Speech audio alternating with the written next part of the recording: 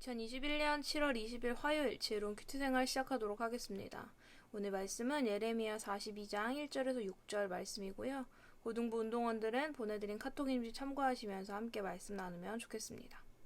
그다랴를 살해한 이스마엘은 그것으로도 모자라 예루살렘으로 오던 순례객 80명 중 70명을 죽이고 남은 10명을 자신의 포로로 데리고 암몬으로 도망칩니다.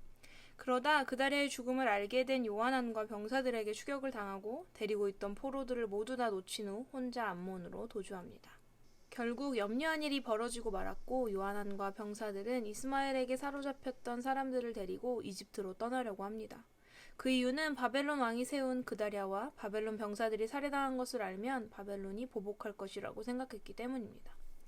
바벨론이 그만큼 강한 나라였고 유다가 어떻게 해볼 수 없는 존재이기에 이들이 느끼는 두려움을 충분히 이해할 수 있고 타당한 이유라고도 볼 수 있지만 하나님보다 사람을 더 두려워하는 이들의 모습은 하나님의 백성인 유다에게 합당하지 않은 것이었습니다.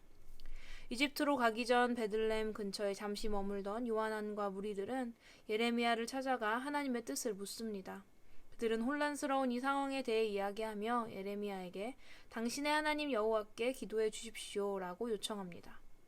나라는 망했고 지도자는 살해당했으며 바벨론의 보복을 피할 수 없는 상황에 몰리고 나서야 이들은 하나님을 찾은 것입니다. 하나님이 가장 마지막이었습니다. 뭔가 순서가 잘못되어도 한참 잘못된 것 같지 않나요?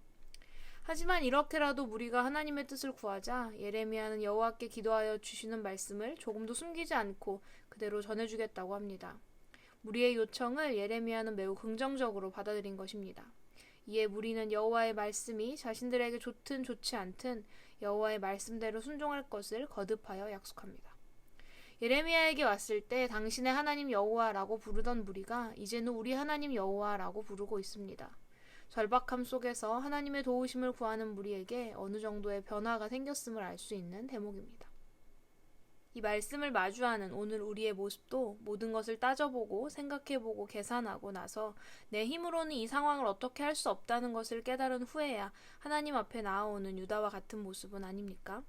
나의 힘과 지혜로, 경험으로, 내 주변의 인맥과 방법들로 도저히 어찌할 수 없는 상황을 만나고 나서야 하나님의 뜻을 구하고 있지는 않습니까? 그렇게 마주한 절박함 속에 우리의 생각과 마음은 하나님께로 돌아옵니다. 그분 앞에 엎드리고 눈물을 흘리며 도움을 구합니다. 지난날 의지하던 나의 것들, 어리석었던 나의 모습을 내려놓으며 회개합니다. 다시 믿음으로 돌아서는 듯한 어느 정도의 변화가 생기는 것입니다. 하지만 이 변화가 반드시 믿음을 의미하지는 않습니다. 이 변화가 믿음이라면 우리는 다시는 이러한 잘못, 실수를 범하지 않아야 하는데 우리는 계속해서 이런 실수를 반복하며 살아갑니다. 유다의 무리가 보여주는 마음의 변화도 마찬가지입니다. 무리가 하나님의 뜻을 알고 순종하기를 원했다면 그들은 이집트행을 결정하기 전에 예레미야에게 왔어야 합니다.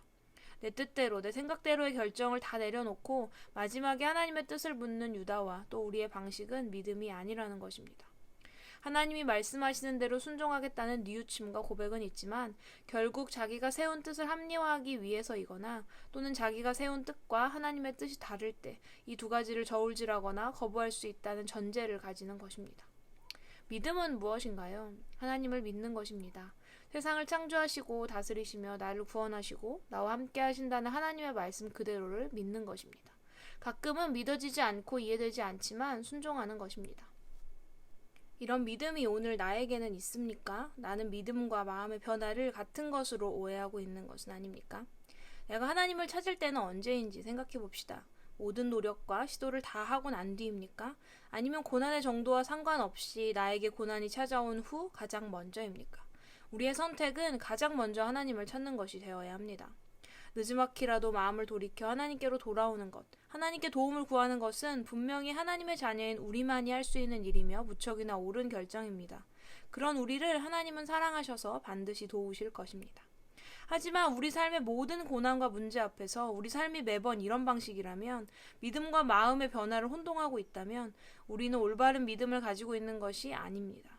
믿음마저도 내 기준, 내 방법대로 정의하고 있는 것입니다. 그렇기에 우리는 하나님을 더욱 힘써 알아가야 합니다. 그분의 말씀을 나의 삶의 가장 우선된 기준과 가치로 여기며 그 말씀에 순종하는 삶을 살아내야 하는 것입니다. 내 뜻, 내 방법, 최선을 다하기 전에 나에게 주어진 모든 일에 하나님의 자녀다운 바르고 온전한 자세로 주님의 뜻을 구하는 우리 고등부 운동원들의 믿음과 삶이 되기를 소망합니다. 지혜로운 큐티 생활 189번째 시간이었습니다. 오늘 말씀을 통해 내가 하나님을 대하는 마음가짐, 하나님을 찾는 방법과 때 모든 것들을 돌아보며 우리의 신앙을 되돌아보는 귀한 시간이 되기를 바라보면서 오늘의 퀴즈 드립니다. 첫 번째, 바벨론이 두려웠던 무리는 어떤 결정을 내렸습니까? 두 번째, 예레미야에게 찾아와 기도 부탁을 하던 무리가 하나님을 부르는 호칭은 무엇에서 무엇으로 바뀌었나요? 왜 그렇게 바뀌었을까요? 세 번째, 오늘 나는 나에게 찾아온 어려움 앞에 어떤 태도를 취하고 있나요? 하나님을 언제 찾고 있나요?